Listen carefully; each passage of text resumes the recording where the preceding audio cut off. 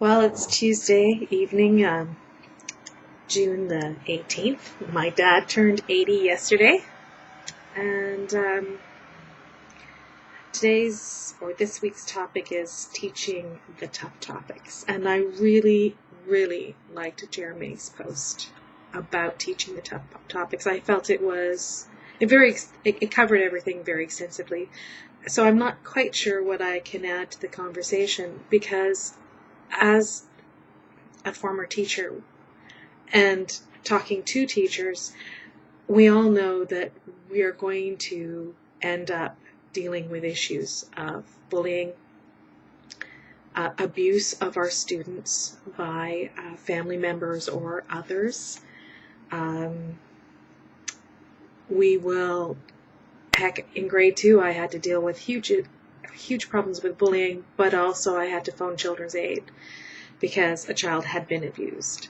I had students whose parents died, whose cat had died.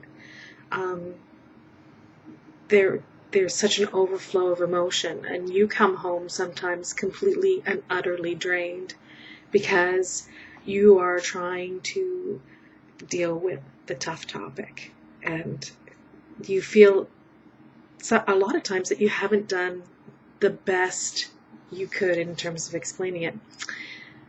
I think this is one reason why we fall back to novels so often.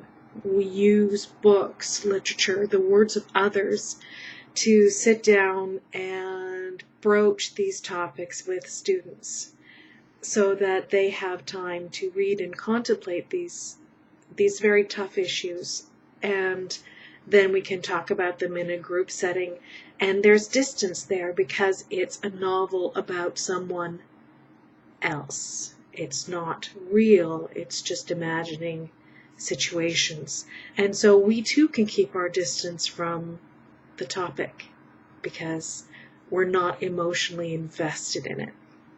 And I think that is the real issue, is how emotionally invested are we in our class. And I think if you talk to a lot of good teachers, they're very emotionally invested in their classes, which is one reason why it hurts so much when one of your students is hurt. And so I think part of it is bringing your own coping mechanisms to the class so that you can, when confronted with a tough topic that just comes out of the blue, rise to the occasion.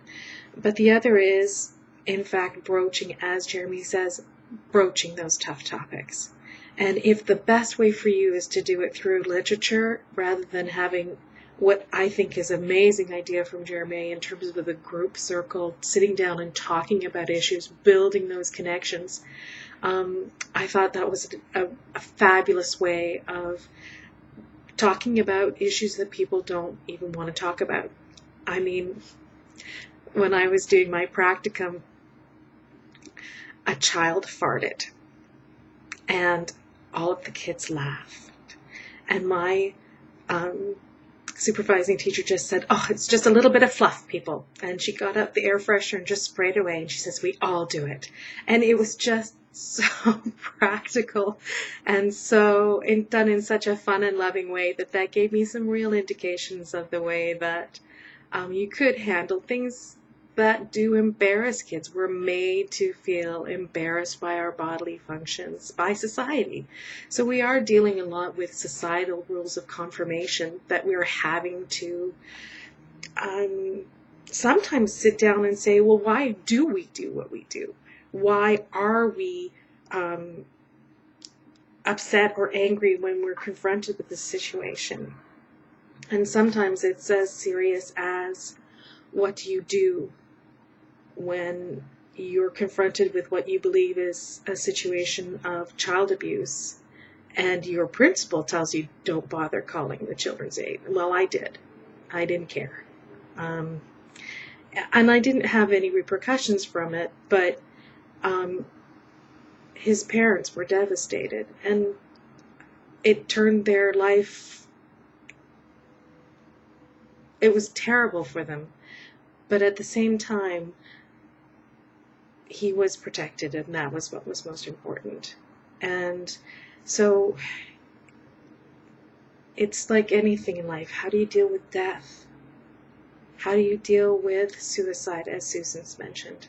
I mean, all of you have posted so much fabulous, heartfelt, warm, and wonderful advice that I feel this whole week we should do nothing but watch each other's videos and think, do I smile at everybody when I see them? Am I giving them a reason for hope?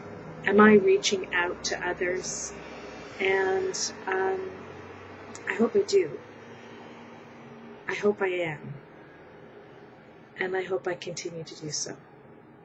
So, Open Spokers, as always, it is a pleasure to interact with you.